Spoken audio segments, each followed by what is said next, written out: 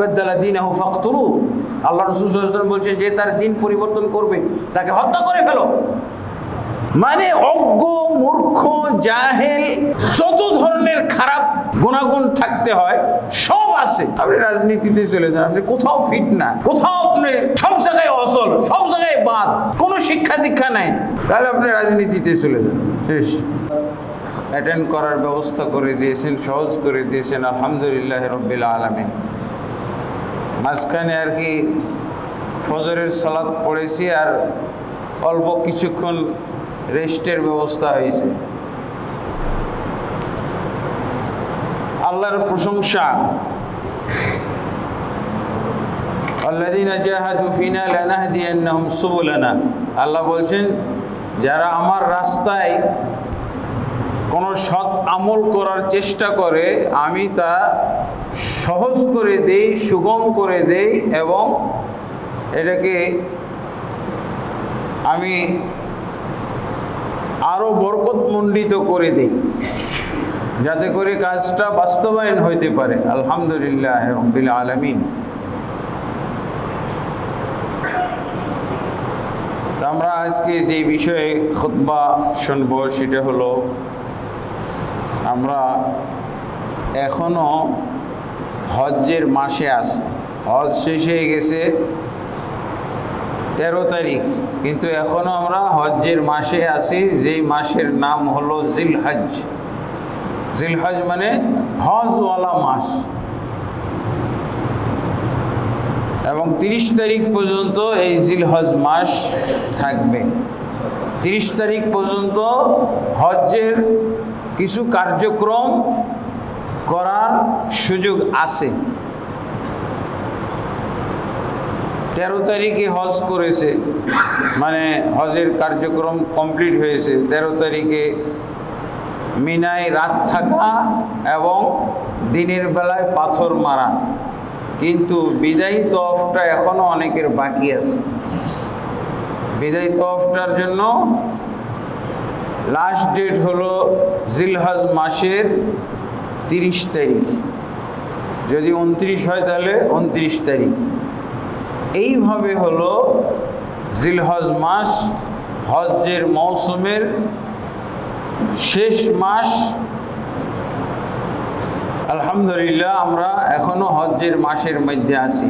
হজ্জের মাসটাকে আল্লাহ বিশেষভাবে মর্যাদা দান করেছেন, বরকতমণ্ডিত করেছেন এবং অনেক সৎ আমল দ্বারা সুসজ্জিত করেছেন। বেশিরভাগ আমল জিলহজের 10 তারিখের ভিতরে আমরা করেছি, এবং আল্লাহ তাবারক ওয়া তাআলা এই জিলহজের প্রথম দশকের ফজিলতটা রমজান মাসের দিনের চাইতেও বেশি ফজিলতমণ্ডিত করেছেন।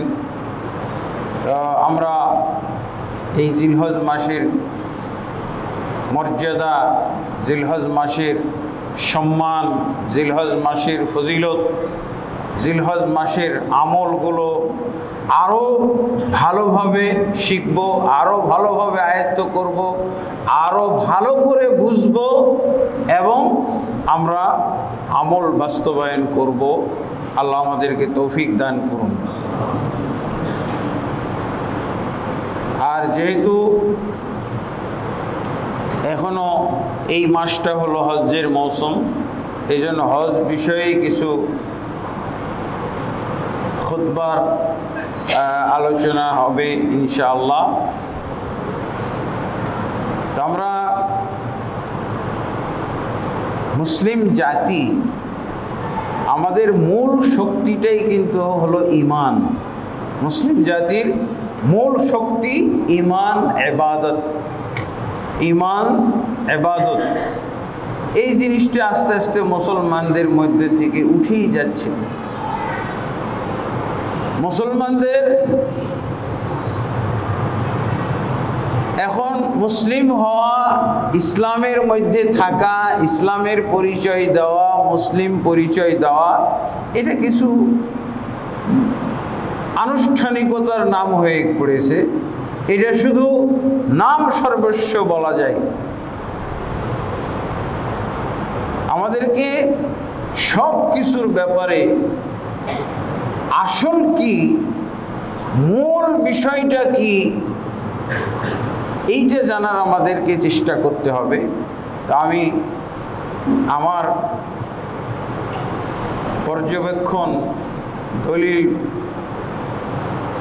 দলিল ঘাটাঘাটি, কোরআন এবং হাদিসের যে গবেষণা হজ্জের উপরে আমি করেছি, তাতে এখন মুসলমানরা যে হজ করে, এই হজটা দেখা যাচ্ছে একটা হলো শিরক বেদাত মিশ্রিত হজ।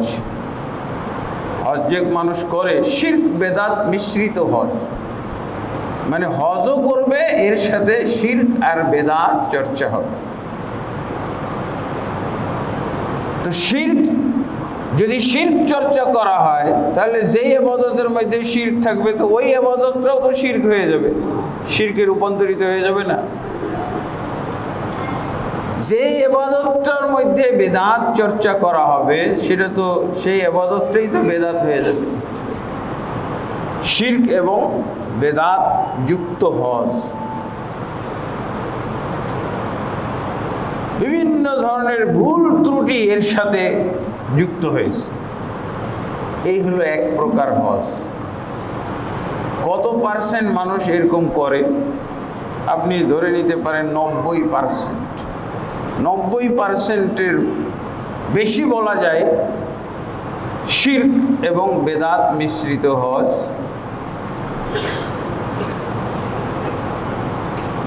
এই হজ করা না করা সমান, বরং উল্টা আমাদের বিরুদ্ধে যাবে, এই হজ আমাদের বিপক্ষে যাবে।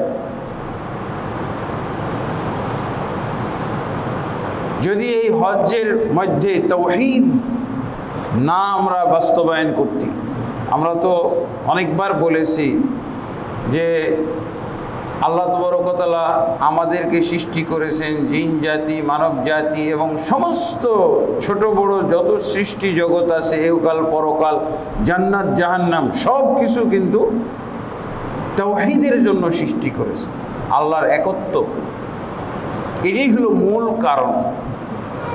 আর ইবাদত সৃষ্টি করেছেন তাওহীদ বাস্তবায়নের ওসিলা হিসেবে, মাধ্যম। কি দিয়ে আপনি তাওহীদ, আপনি যে তাওহীদ, আল্লাহ তাওহীদের জন্য আমাদেরকে সৃষ্টি করলেন, কিন্তু এই তাওহীদটা কিসের মাধ্যমে আদায় করব, কিসের মাধ্যমে আমরা বাস্তবায়ন করব, কিসের মাধ্যমে এটা আমরা প্রমাণ করব, সেটার জন্যই হলো ইবাদত। সেটার জন্য কি? ইবাদত। আর এই তাওহীদের মূল মন্ত্র, মূল শব্দ, মূল ভিত্তি, ফাউন্ডেশন,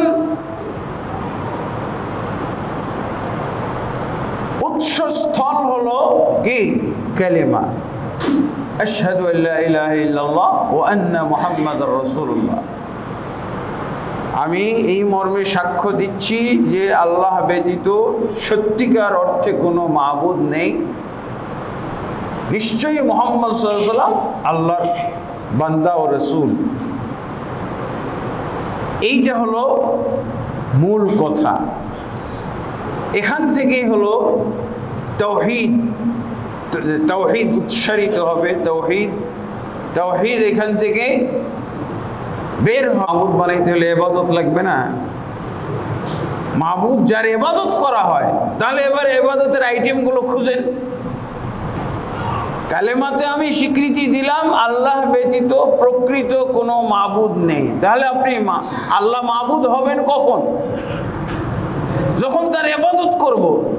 এবার আপনি ইবাদতের আইটেমগুলো দেখেন, কি কি ইবাদতের আইটেম এর মাধ্যমে আল্লাহকে আপনি মাবুদ ঘোষণা করবেন। সেখানেই এবার চলে আসলো এই যে ইসলামের 5টা রোকন। ইসলামের 5টা রোকন।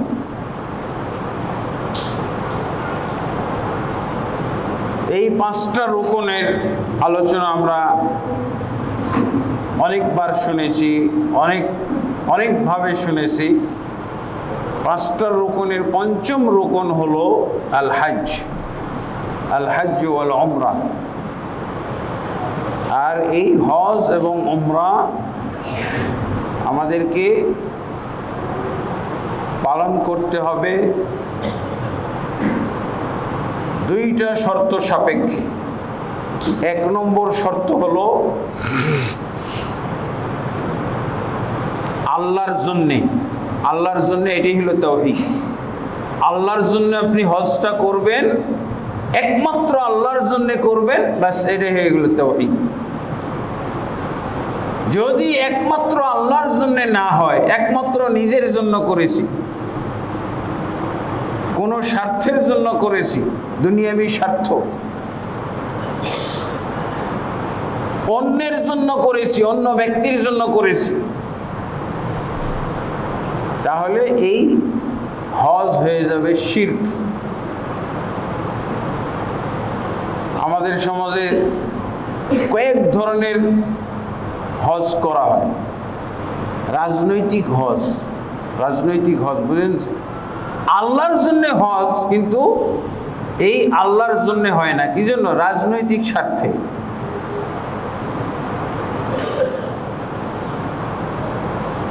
রাজনৈতিক স্বার্থে হজ উমরা, এটা আমরা দেখেছি, এটা আমরা বিভিন্নভাবে দেখে থাকি। অমুক হাজি সাহেবকে ভোট দিন, আছে না? হাজি অমুককে ভোট দিন, আছে? একজন চিনেন আপনারা? আবার কেউ লোকে আলহাজ অমুককে ভোট দিন, আলহাজ অমুককে ভোট দিন। এটা কি? আবার দেখা যায় যে ভোটের সময় আসলে নেতা নেত্রীরা মক্কা মদিনায় খালি ছুটাছুটি করে, আর এগুলো টেলিভিশনে প্রচার হয়, পেপার পত্রিকায় আসে, দলের লোকেরা খুব প্রচার করে, এই যে দেখো আমাদের নেতা নেত্রী মক্কা মদিনায় খালি ছুটাছুটি করতেই আছে, এই যে দেখো তওয়াফ করতেছে, এই যে এহরামের কাপড় পরে আসে, এই যে দেখো, এই যে সাফা মারওয়া, এই যে তওয়াফের মধ্যে আছে, এই যে মুনাজাত। এটা কি আল্লাহর জন্য হজ হলো? তাওহীদের হজ হলো? এটা হবে শিরকি হজ, কিন্তু আল্লাহর জন্য হয় নাই। কি জন্য? শিরকি হজ বিভিন্ন উদ্দেশ্যে, বিভিন্ন স্বার্থে হয়ে থাকে। তো এটা হলো রাজনৈতিক স্বার্থে। এই হজ যারা করে, এদের হজটা পুরোটাই শিরকি হজ। কি? এটা ইবাদতের হজ না। বলছিলাম কি, শিরক বেদাত মিশ্রিত হজ, শিরক বেদাত জড়িত হজ। রাজনৈতিক স্বার্থে হজ করতেছে, আলহাজ অমুককে ভোট দিন, হাজি অমুককে ভোট দিন। এটা খালি প্রদর্শনী, বাস প্রদর্শনীমূলক। এটাও একটা ক্যানভাসের মতো। হ্যাঁ, নাউজুবিল্লাহ। এটাকে বলা হয় ধর্ম ব্যবসা। আমাদের একটা পরিচিত শব্দ আমরা বলে থাকি, এটা হলো খাঁটি ধর্ম ব্যবসা। ধর্ম নিয়ে ব্যবসা করা। আমাদের দেশে তো ব্যবসা মানে সহজ ব্যবসা হলো রাজনীতি। বেকার, আপনি একবারে একটাই পরিচয়, আপনার খাঁটি পরিচয় হলো আপনি বেকার মানুষ, কিন্তু রাজনীতিতে গিয়ে আপনি খুবই দামি লোক হয়ে গেছেন, অনেক টাকা পয়সা, মানে অজ্ঞ, মূর্খ, জাহেল, হ্যাঁ, যত ধরনের খারাপ গুণাগুণ থাকতে হয় সব আছে। আপনি রাজনীতিতে চলে যান, আপনি কোথাও ফিট না, কোথাও আপনি সব জায়গায় অচল, সব জায়গায় বাদ, কোনো শিক্ষা দীক্ষা নাই, তাহলে আপনি রাজনীতিতে চলে যান, শেষ। আর কোনো শিক্ষা দীক্ষা লাগবে না, কোনো ডিগ্রি লাগবে না, কিচ্ছু লাগবে না। ওদের কাছে যে শিখে নিন কি কি করতে হবে। কমপক্ষে মারামারি তো পারবেন আপনি, গালাগালি তো করতে পারবেন। মারামারি গালাগালি করতে পারবেন কি না? এটা তো যত মূর্খ হবে তত পারবে বেশি, তাই না? এই জন্য রাজনীতিটা হলো সবচেয়ে প্রচলিত রাজনীতি। মানে এখানে কোনো বেকার থাকার উপায় নেই। আর বেকার লোকদেরই এইটা হলো জায়গা, এগুলো পদ। যত আপনি বেশি বেকার, বাস এই লাইনে ঢুকে যান, আপনি কত দূর চলে যাবেন তার ঠিক ঠিকানা নাই। যত আপনি খারাপ হইতে পারবেন তত তাড়াতাড়ি আপনি আগাইতে পারবেন। তো এরা কি বুঝবে এখানে? তাওহীদের কি বুঝবে? ওদের কাছে মনে হয় সব কিছু দোয়াও রাজনৈতিক দোয়া আছে, তাই না? রাজনৈতিক দোয়া মোনাজাত শুরু করে দিল। মোনাজাত কি মহিলা পুরুষ সব একাকার হয়ে দোয়া। কোন নেতার কবরের কাছে যে ওটা তো দোয়া দেখাই যায়। নেতার কবরের কাছে কমপক্ষে একটা জায়গায় তো আপনি দোয়া দেখবেন, নেতার কবরের কাছে গিয়ে যে দোয়া হয়। কি দোয়া?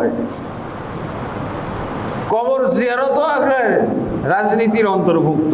কবর জিয়ারত আসলে ইবাদত, সৎ আমল, কিন্তু ওটাও এইভাবে দেখা যায়। ইফতার মাহফিল, রাজনৈতিক ইফতার মাহফিল, কাফেরও থাকতে পারে, যে কোনো কাফেরও আসতে পারে ওখানে। বেরোজাদার, লম্পট, ফাসেক, ফাজের, ও রোজার কোনো মর্ম বুঝে না, ইফতার বুঝে না, রোজা বুঝে না, এই সেহরি বুঝে না, এই লোকও দেখবেন ইফতার মাহফিলে এসে খুব ভালো একজন ইফতারকারী। রাজনৈতিক সব ইফতার এগুলোতে কোনো মুসলমানের যাওয়াই ঠিক না। এই যে রাজনৈতিক যে ইবাদতগুলো হয়, ইবাদতকে রাজনৈতিক স্বার্থে ব্যবহার করা হয়, এখানে কোনো মুসলিমের যাওয়াই ঠিক না।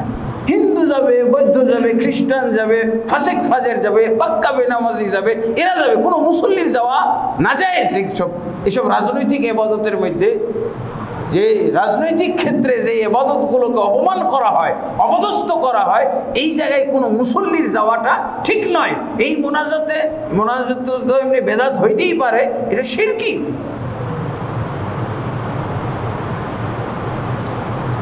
এই জন্য আল্লাহ রাসূল সাল্লাল্লাহু আলাইহি ওয়াসাল্লাম তালবিয়া পড়ার পর, তালবিয়াটাই তো তাওহীদের একটা ঘোষণা। তাওহীদ দিয়ে আমার স্টার্ট হলো হজ। লব্বাইক আল্লাহুম্মা লব্বাইক, লব্বাইক লা শারীকা লাকা লব্বাইক। হে আল্লাহ, আমি তোমার দরবারে উপস্থিত হয়েছি, তোমার দরবারে উপস্থিত হয়েছি। লা শারীকা লাক, তোমার কোনো শরীক নেই। কিন্তু আমি শরীকের গোডাউন নিয়ে উপস্থিত। আমি মুখ দিয়ে বলছি তোমার কোনো শরীক নেই, অথচ আমি শরীক করার জন্যই হজে গেছি। আমার টার্গেট হলো শরীক করা, অথচ মুখ দিয়ে বের হয়েছে লা শারীকা লাক, লা শারীক। অনেক এরকম দেখা যায় যে ও তালবিয়াটাও জানে, ভালো, এটাও ভালো। ও তালবিয়া না পড়তে পারে, এটা আল্লাহর একটা গজব। অনেক এরকম হজকারী আছে, ও তালবিয়াটাও শিখে নেয়। না শিখাও একদিক দিয়ে ভালো, একটা কাজের মুনাফিকি করতেছে, মৌখিক মুনাফিকি থেকে বেঁচে গেছে। মুখস্থই হয় না, ও তো গেছে এরকম বাজে হজ করার জন্য। ওর তাওহীদের এই দোয়া মুখস্থ, এও তো ভাঙা ভাবে বাংলায় উচ্চারণ করতেছে যে কি এর উচ্চারণই ঠিক নাই, কিসের তাওহীদের ঠিক আছে? লা শারীকা লাক ইন্নাল হামদা ওয়ান নি'মাতা, নিশ্চয়ই সমস্ত প্রশংসা এবং সমস্ত নেয়ামত তোমারই। তুমি দান করেছো, তোমার থেকেই আসে, তোমার থেকেই এই সমস্ত নেয়ামত আমরা পেয়েছি, এসে থাকে। তোমার ছাড়া আর কোনো কারো কাছ থেকে কোনো নেয়ামত আসে না। লা শারীকা লাক। আল্লাহ রাসূল সাল্লাল্লাহু আলাইহি ওয়াসাল্লাম এই তালবিয়া, এটাই তো তাওহীদের একটা গুরুত্বপূর্ণ দোয়া এবং হজ ওমরার আসল দোয়া। হজ ওমরার কি আসল দোয়া। বিভিন্ন ইবাদতের ক্ষেত্রে একটা মৌলিক দোয়া নির্ধারণ করা হয়েছে শরীয়তের পক্ষ থেকে, আল্লাহর পক্ষ থেকে, রাসূলের পক্ষ থেকে। মৌলিক দোয়া লাইলাতুল কদরের মৌলিক দোয়া হলো কি? আল্লাহুম্মা ইন্নাকা আফুউন তুহিব্বুল আফওয়া ফা'ফু আন্নী। এই দোয়াটাই করবেন সারা রাত। আপনি যদি আর কোনো দোয়া না করেন, একটাই দোয়া করেন, সালাত পড়লেন আর এই দোয়াটাই করলেন, বাস লাইলাতুল কদরের আপনি দোয়া পড়েছেন। দুই ঈদের মূল দোয়া কি? রব্বানা আতিনা ফিদ দুনিয়া হাসানা ওয়া ফিল আখিরাতি হাসানা ওয়া কিনা আযাবান নার। আল্লাহু আকবার, এটা না, আল্লাহু আকবার আল্লাহু আকবার লা ইলাহা ইল্লাল্লাহ আল্লাহু আকবার ওয়া লিল্লাহিল হামদ। এইভাবে দেখা যায় যে বিভিন্ন ক্ষেত্রে একটা মৌলিক দোয়া সেট করা হয়েছে। আরাফাতের মূল দোয়া হলো লা ইলাহা ইল্লাল্লাহু ওয়াহদাহু লা শারীকা লাহু লাহুল মুলকু ওয়া লাহুল হামদু ওয়া হুয়া আলা কুল্লি শাইইন কাদির। আরাফাতের এটা মূল দোয়া। তালবিয়া এবং এই দোয়াটা পড়ে যদি কেউ বিদায় হয়ে আসে তাহলে আরাফাতের সে দোয়া করেছে। তোয়াফের মূল দোয়া হলো আল্লাহু আকবার। প্রথম চক্কর যখন শুরু করবেন বিসমিল্লাহ আল্লাহু আকবার, প্রতি চক্করের শুরুতে এরপরে থেকে আল্লাহু আকবার। এটা হলো একটা তোয়াফের মূল দোয়া। আর একটা পাশাপাশি দোয়া হচ্ছে রব্বানা আতিনা ফিদ দুনিয়া হাসানা ওয়া ফিল আখিরাতি হাসানা ওয়া কিনা আযাবান নার। প্রতি চক্করে এই দোয়াটা হবে। তাহলে বোঝা যায় যে এটা হলো, তাহলে শেষে প্রতি চক্কর শেষ করার আগে রব্বানা আতিনা ফিদ দুনিয়া হাসানা ওয়া ফিল আখিরাতি হাসানা ওয়া কিনা আযাবান নার, প্রতি চক্করে এই দোয়াটা আছে। তার মানে এটা হলো মূল দোয়া। আর তোয়াফ শুরুর আগে তালবিয়া বন্ধ করে দিতে হবে উমরার ক্ষেত্রে, অথবা কাবা শরীফ নজরে আসার পর তালবিয়া বন্ধ করে। তাহলে তোয়াফ শুরুর মূল দোয়া হলো আল্লাহু আকবার। একেবারে প্রথমবার বিসমিল্লাহ যোগ করতে হবে, বিসমিল্লাহ আল্লাহু আকবার। প্রতিবার বিসমিল্লাহ না, শুধু প্রথমবার বিসমিল্লাহ, তারপরে প্রতি চক্করে আল্লাহু আকবার আল্লাহু আকবার। আর চক্কর শেষ করার আগের দোয়া হলো রব্বানা আতিনা ফিদ দুনিয়া হাসানা ওয়া ফিল আখিরাতি হাসানা ওয়া কিনা আযাবান নার। আর সাফা মারওয়ার প্রতি চক্করের শুরুতে লা ইলাহা ইল্লাল্লাহ ওয়াহদাহু লা শারীকা লাহু লাহুল মুলকু ওয়া লাহুল হামদু ওয়া হুয়া আলা কুল্লি শাইইন কাদির। একেবারে প্রথম চক্কর যখন শুরু হবে সাফা থেকে, তখন ইন্নাস সাফা ওয়াল মারওয়াতা মিন শাআইরিল্লাহ ফামান হাজ্জাল বাইতা আও ইতামারা ফালা জুনাহা আলাইহি আন ইয়াতাওয়াফা বিহিমা। তারপরে প্রতি চক্করের আরেকটা দোয়া আছে, প্রায় 1999 জনই জানে না। কয়জন?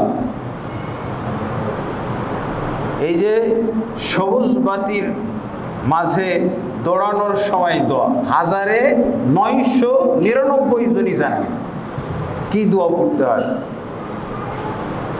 সব মুখ বন্ধ করে। অথচ এই দোয়া প্রতি চক্করেই আছে, রব্বিগফির ওয়ারহাম ইন্নাকা আনতাল আ'আজ্জুল আকরাম। প্রতি দৌড়াইতে থাকবেন আর এই দোয়াটা করবেন।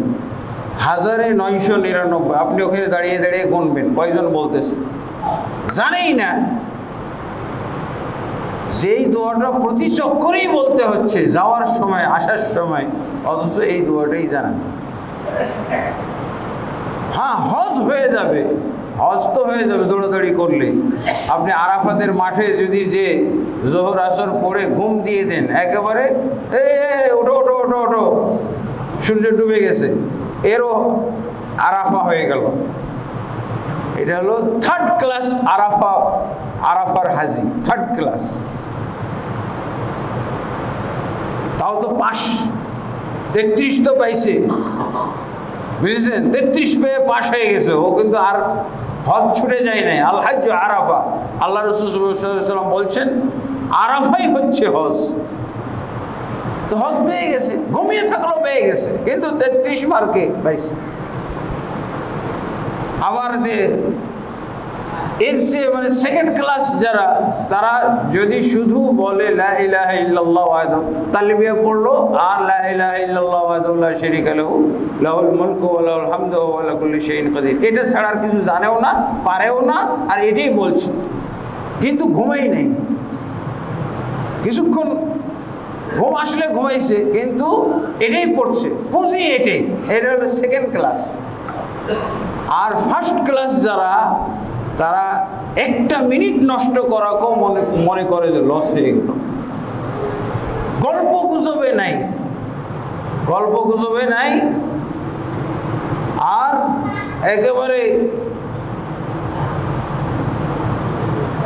একেবারে কি বলগাহীন ঘুম, বিরতিহীন ঘুম নাই, বরং ঘুম পড়াকে সে সময় নষ্ট মনে করে, গল্প করাকে সময় নষ্ট মনে করে।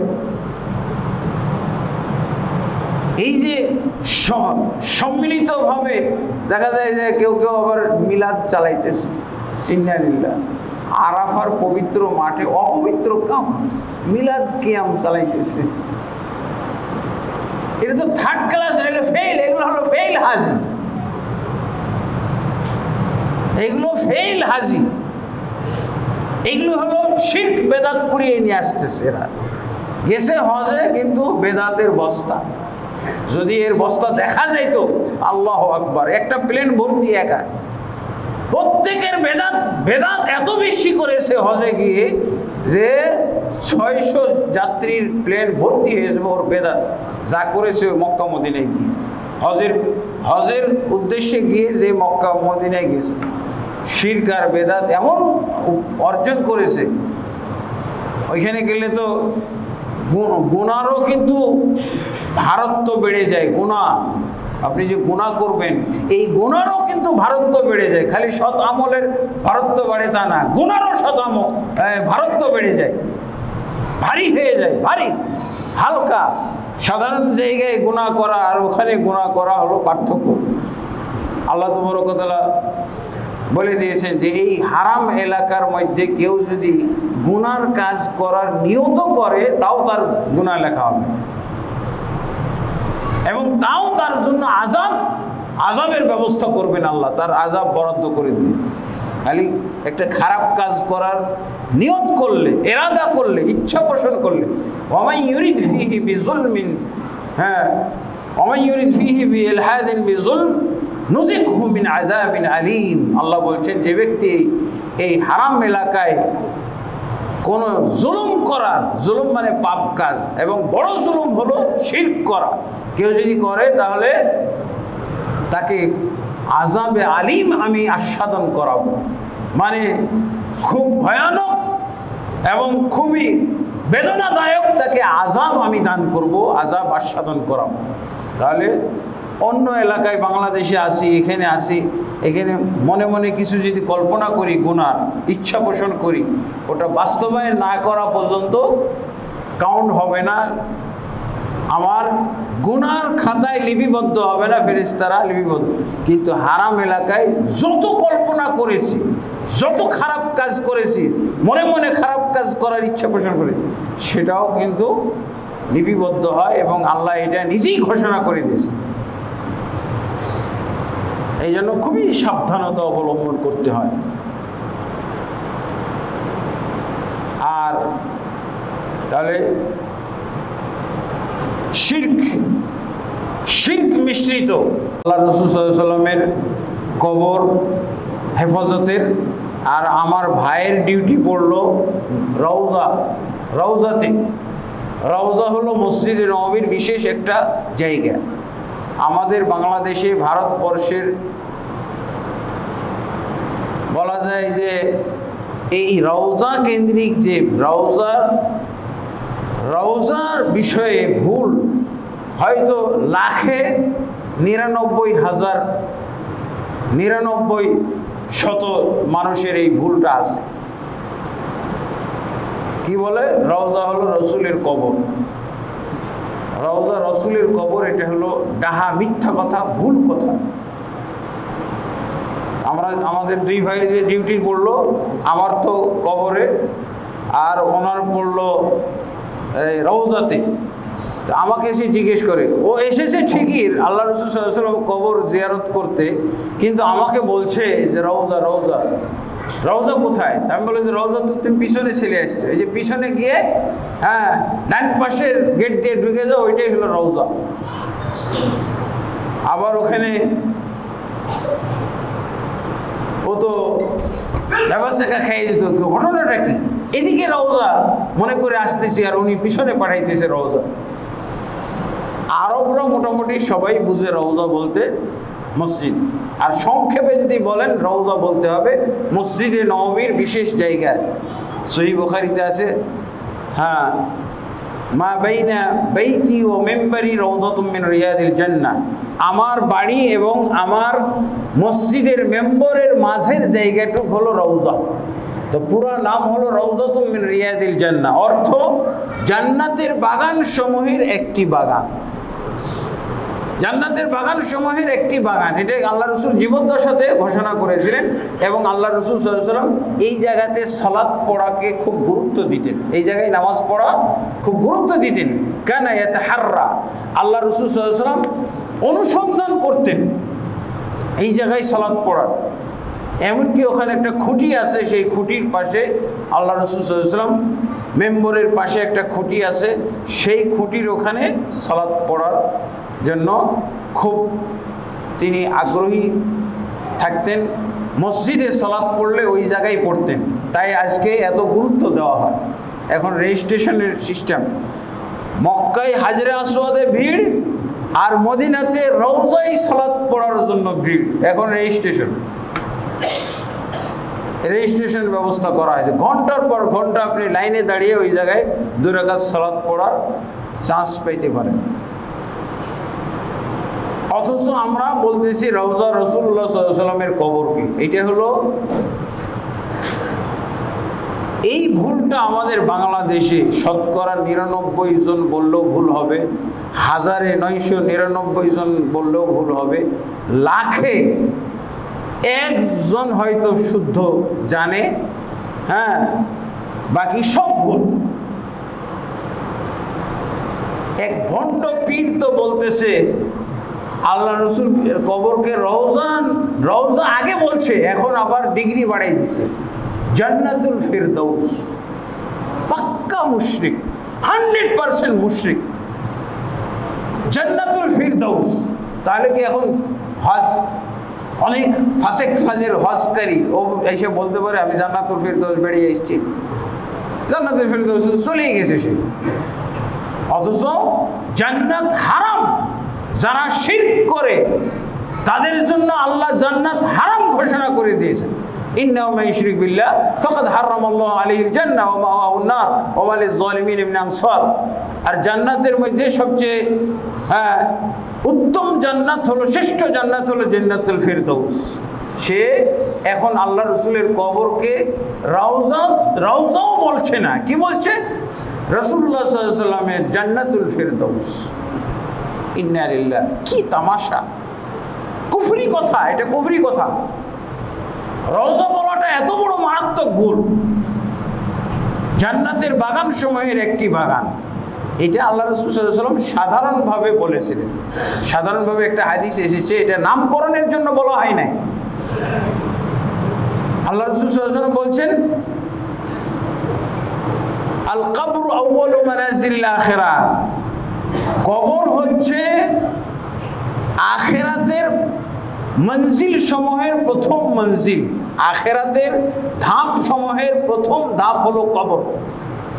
তারপরে আল্লাহ রাসূল সাল্লাল্লাহু আলাইহি ওয়াসাল্লাম ইম্মা রাওযাতুম মিন রিয়াদিল জান্নাহ, এই কবর তোমাদের জন্য জান্নাতের বাগান সমূহের একটি বাগানে পরিণত হইতে পারে, অথবা হুফরাতুম মিন হুফারিন নিরান, অথবা জাহান্নামের গহ্বর সমূহের একটি গহ্বরে পরিণত হইতে পারে। এইভাবে আল্লাহ রাসূল সাল্লাল্লাহু আলাইহি ওয়াসাল্লাম একটা হাদিসে বলেছেন। কিন্তু এই হাদিস দিয়ে কি বোঝা গেল যে সৎ লোকদের কবরকে এখন রওজা বলতে হবে, পীরদের কবরকে রওজা বলতে হবে, নবীর কবরকে রওজা বলতে হবে? আল্লাহ রাসূল সাল্লাল্লাহু আলাইহি ওয়াসাল্লাম কবরকে কবরই বলেছেন, কিন্তু এই কবরটা সৎ লোকদের জন্য, জান্নাতীদের জন্য হয়তো জান্নাতের বাগান সময়ের একটি বাগানে পরিণত হইতে পারে। কারণ এই কবরটার দরজা জান্নাতের দিকে খুলে দেওয়া হয়, তখন জান্নাতের আবহাওয়া, জান্নাতের সুবাতাস, জান্নাতের পরিবেশ সে অনুভব করতে থাকে। তাহলে কি জান্নাত হইল নাকি? জান্নাতের সে আবহাওয়া পাবে, কিন্তু এটাকেই জান্নাত বলা হবে তা না। ইম্মা হুফরাতুম মিন হুফারিন নিরান, অথবা জাহান্নামের গহ্বর সময়ের একটি গহ্বর, এইভাবে বলা হয়েছে। এর অর্থ এটা নয় যে সৎ লোকদের কবরকে জান্নাত বলতে। ওয়াজ মাহফিলের জায়গাকেও তো বলা হয়েছে রওজা, যেখানে জিকিরের মজলিসকেও রওজা বলা হয়। জান্নাতের বাগান সময়ের একটি বাগান। তাহলে আজকে থেকে আর আমরা ওই যে ইসলামী সভা, ইসলামী সেমিনার, ইসলামী মজলিস, জিকিরের মজলিস না বলে এখন রওজা বলবো? রওজাতে আসেন, নাউজুবিল্লাহ। এগুলো হলো অতিরঞ্জন, এগুলো হলো ভুল, এগুলো হলো রাসূলুল্লাহ সাল্লাল্লাহু আলাইহি ওয়াসাল্লামের হাদিস বাস্তবায়ন। কিভাবে? লা তুতরুনি কামা আতরাতিন নাসারা ইবনে মারিয়া, খবরদার তোমরা আমার প্রশংসায় বাড়াবাড়ি করবে না যেভাবে ঈসা নবীর ব্যাপারে খ্রিস্টানেরা বাড়াবাড়ি করেছিল। এটাই তো বাড়াবাড়ি। একজন পীর বলতেছে, জৈনপুরের পীর নাকি উনি, আব্বাসী হুজুর পীর, বলছে জান্নাতুল ফেরদৌস, আল্লাহ রসুলের কবরের নাম ডাইরেক্ট জান্নাতুল ফেরদৌস বলতেছে। অথচ আল্লাহ রসুল সাল্লাল্লাহু আলাইহি ওয়াসাল্লাম তার কবরে যেতে নিষেধ করেছে। কি বলছেন? লা তাজআলু কবরি ঈদান, খবরদার আমার কবরে বারবার তোমরা আসার চেষ্টা করবে না। ঈদ মানে যেটা বারবার আসে, উৎসব, উৎসবের জায়গা বানিয়ে ফেলিও না। এই জন্য অনেক সালাফে সালেহীন আল্লাহ রসুল সাল্লাল্লাহু আলাইহি ওয়াসাল্লামের কবর হয়তো সফরে একবারই যাইতেন, সফরে, গোটা সফরে একবার, বেশি যাইতেন না, আল্লাহ রসুলের নিষেধ। তারপরে কবরে যা হয় আল্লাহ রসুল সাল্লাল্লাহু আলাইহি ওয়াসাল্লাম তো বলছেন, আল্লাহুম্মা লা তাজআল কবরি ওয়াসানান ইউবাদ, হে আল্লাহ তুমি আমার কবরকে দেবতা পরিণত করিয়ে দিও না। আমাদের দেশের বহু মুসলমান, বলা যায় যে শতকরা তো দূরের কথা, 1999 জনই যাইতেছে আল্লাহ রসুল সাল্লাল্লাহু আলাইহি ওয়াসাল্লামের কবরকে কি বানাইতেছে। আল্লাহ রসুল সাল্লাল্লাহু আলাইহি ওয়াসাল্লাম কবরকে তারা এই যে ইবাদতের স্থান মনে করেই যাচ্ছে, ওখানেই দোয়া করতে যাচ্ছে, রসুলের কাছে দোয়া করতে যাচ্ছে, হে রসুল তুমি আমার জন্য সুপারিশ করো। রসুলের কাছে সুপারিশের দোয়া যে করে এ পাক্কা মুশরিক এবং মুরতাদ। আল্লাহ রসুলের কাছে যদি এভাবে দোয়া করে কবরে গিয়ে, হে নবী তুমি আমার জন্য শাফায়াত করিও, তাহলে সে মুশরিক হয়ে গেল, মুরতাদ হয়ে গেল, কাফের হয়ে গেল। সে যদি বলে যে না আমার এই দোয়া ঠিক আছে, তাহলে তাকে হত্যা করা হবে। কি বুঝলেন? মান বাদালা দীনাহু ফাকতুলু, আল্লাহ রাসূল সাল্লাল্লাহু আলাইহি ওয়াসাল্লাম বলছেন যে তার দিন পরিবর্তন করবে তাকে হত্যা করে ফেলো। ইবনে ওমর রাদিয়াল্লাহু আনহু এক ব্যক্তির, এক নেতার কাছে গেছে, খলিফা, যে দেখছে একটা লোককে বাঁধা আছে, খুব শক্ত করে বেঁধে রাখা হয়েছে।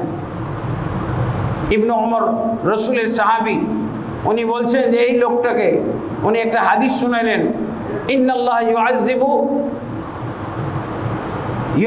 মান ইউআযযিবুন নাস, যে মানুষকে এভাবে শাস্তি দেয় আল্লাহ তাকে শাস্তি দিবেন।